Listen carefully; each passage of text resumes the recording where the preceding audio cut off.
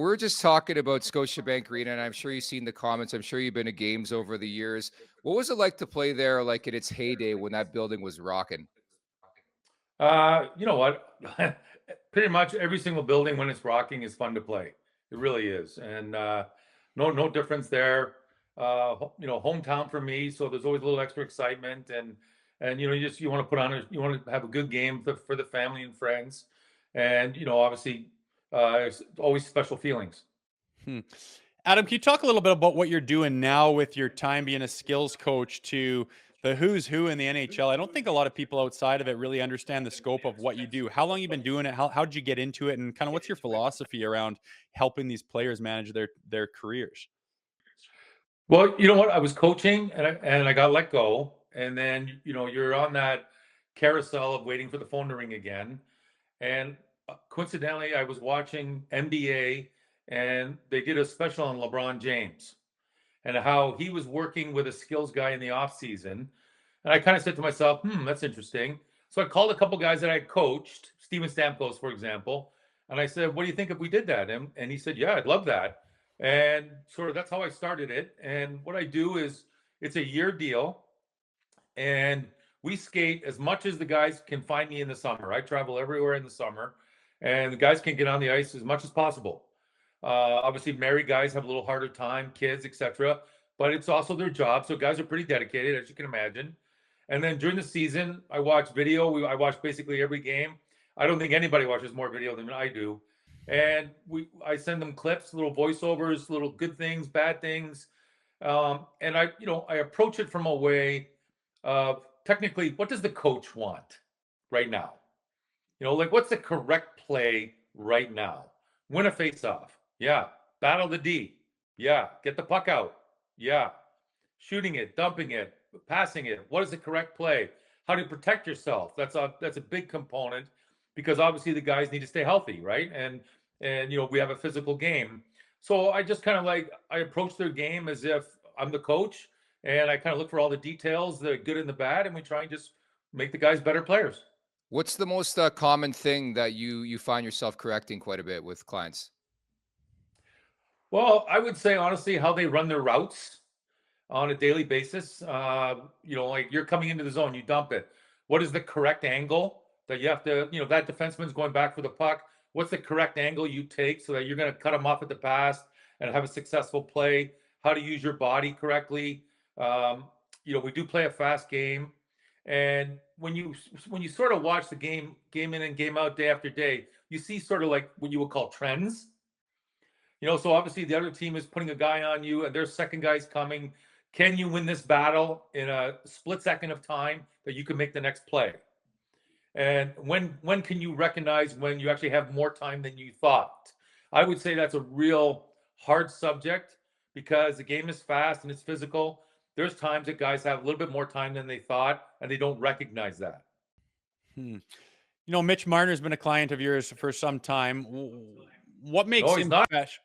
Pardon me? He's not a client. Oh, he's not. We my thought mistake. Mitch was with No, you. he certainly plays like he is. Yeah. He's fantastic. Yeah. Well, for particular players like Mitch, does everyone have their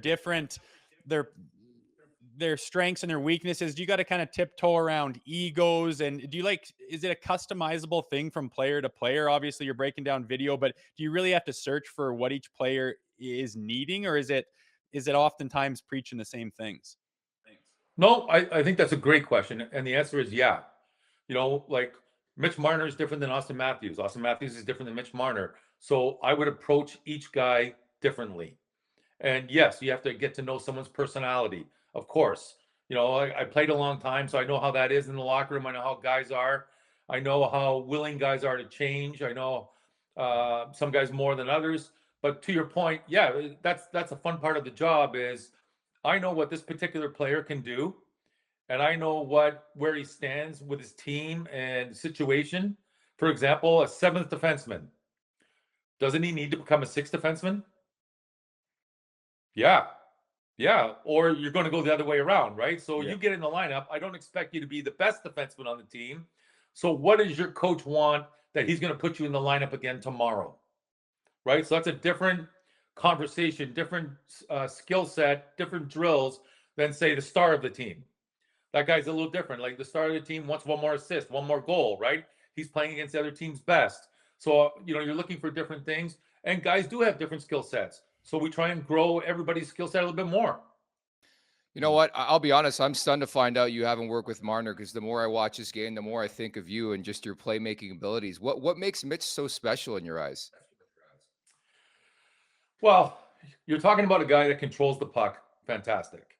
And when you can control the puck in our game, the game does slow down, right? If you're fighting the puck, the game is fast.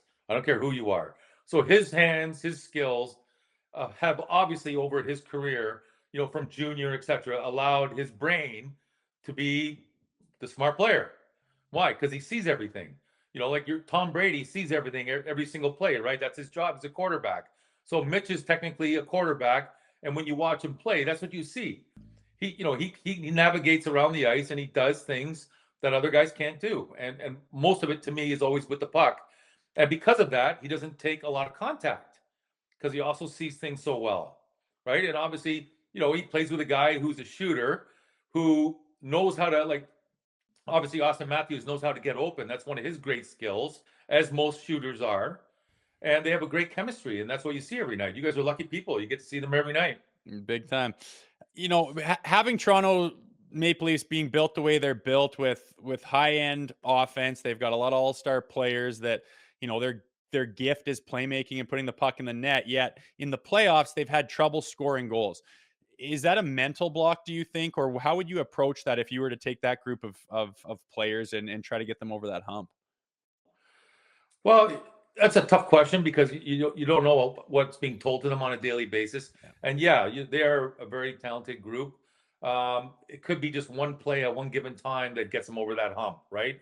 You don't want to. It's That's a tough question, but you are looking for things to help guys for sure.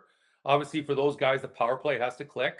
That's very important in the playoffs because every power play goal, there's 3 points, right? Someone scores, there's 2 assists. So then 3 of your top dogs are getting a point in a game. And obviously we are, it's all about winning, of course, but when we have a 7-game slump, I know what's the headline in the media. So we need our top dogs to get off. We really do. We need the top dogs to produce. Power play is a key component, obviously. And then how they play 5-on-5, of course. Were you surprised how viral that clip of you and Cam and Strick went after the playoffs last year about the Marner and the coverage on the winning goal in that Boston series? It escalated for no reason, in my opinion. I can't really remember it. I just remember Yeah. I think I defended him. Yeah. Yeah. Well, the mistake wasn't his. So that's why I defended him. And he has become an easy target in Toronto, which is unfair for what he does. And I didn't like it. What how much of what you do is physical and how much is it mental, or do you blend them together? I mean, I know how much losing your confidence or not feeling worthy can just affect a player's play. Do you dive into the mental side of the game quite a bit? You know what? I always joke that isn't it funny that if you get points, you're feeling good, right? I don't need a sports psych if I get my points. I don't. True. If I get a goal and assist tonight, I can play tomorrow. If I get a goal and assist tomorrow, I can play the next day. If I get a goal and assist the next day, I can play 365 in a row, right? If I -3 tonight, I go to the man cave and sulk, right? Yeah. So at the end of the day, I'm the sports psych. Why? Well, because I make the guys better. And when you're better, you do more plays, you feel good about yourself, right? And we all know the feeling. I know the feeling too. You make a mistake, it's a mistake. And that's hard, right? So your job is to not keep making mistakes. Start fixing them. How about Max Domi? I know you specifically work with him for sure. What have you seen in his game? What do you want to see him improve this year? I would say same subject. I would like to see him control the puck a hair more at times, right? Do you have more time? Sometimes the game is fast. We dump it in, we go battle, you get the puck. Is there someone open? Like actually last game, I think against Ottawa, he made 3 really nice plays where he actually took a little extra time and made a nice pass to a guy who had a grade A chance, right? So to me, kind of back to the confidence question, if I personally as a player was making plays, I felt good about my game. Whether I got points tonight or not, I felt pretty good. obviously, if you do that every single night, you are going to get your points. I would struggle if I wasn't contributing in the game. So, like, to me, last game against Ottawa, I thought Max did. I thought he made some good plays. And, you're looking for just one more morsel of a play, right? For sure. The Leafs power play has struggled. It was just, it cost them so dearly in the playoffs last year, as close as they got to get into the next round. It seems like they don't have, any connection as far like the entry, for example. It's not the same thing twice. It's discombobulated. If you were just put in place of that tomorrow, what would the first thing you would do? Well, I like to think I know power play. I do, and everybody's got their different opinions on it. I got mine. I believe in one-timers. I really truly do. And when you have a one-timer, you don't need a screen. Ovechkin hasn't had someone screen the goalie in 20 years, right? True. Either has Stamkos. They don't need a screen. So I'm a believer in one-timers, number one.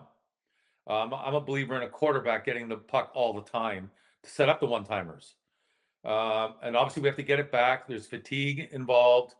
And when you are a team that has a guy screen the goalie, for example, that technically means you're 4-on-4 everywhere else. So that's another reason I don't like it. I believe in options. So instead of the guy screening the goalie, I want him on the goal line, because that gives my half-wall guy more options. And then technically what I do, I teach the options for every player.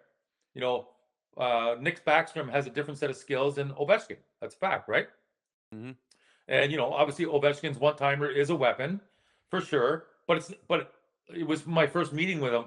You're not the power play. You're part of the power play.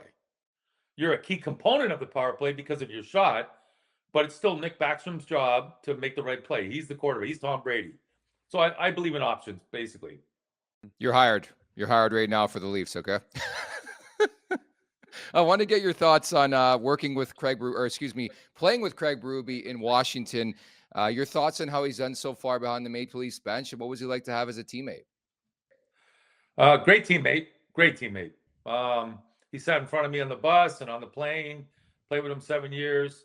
A no-nonsense guy that showed up every single night and knew his role and did his job. And it was a tough job. It was. Played every night. Great guy. Obviously with Toronto, done good. He's won a Cup of St. Louis. I think the players will like the no nonsense about him because he gets to the point, and in a way that I don't think is too detrimental. So from everything I've heard over the years, I heard he's a great coach. So, and I'm not surprised because I play with the guy. And lastly, Adam, obviously your client base has been building by the year. Are you routinely like pitching players? Like, how does it work? I don't ever solicit a player. Really? Never. Yep, never. Word of mouth. It's word of mouth, and they call me, which I enjoy, because when a player calls me, he's more interested in his game. And it's funny, the GMs that I do talk to, I would say the first couple of years there was a little pushback, but not anymore, because like the way I look at it is, your $10 million player wants to get better. What can you possibly be mad at about that? Crazy, right? Sure. Yeah. Why aren't you mad at the guy you're paying $2 million to that is not looking to do better? Mm-hmm. Right. So it's sort of gone away. And you know what? I really enjoy that when a guy calls me and they're into it. I really do enjoy it. And it makes hockey every day fun for me. Doing an awesome job, Adam. Really, really appreciate you taking the time today. Talk soon. Anytime, guys. Thank you for having me. Make sure to check out more of our content right here on the Leafs Nation YouTube page. We got long form interviews, we got clips, we got epic rants by Jay Rosehill. We simply have it all. And don't forget, you can find out much more at theleafsnation.com. Thanks so much for watching.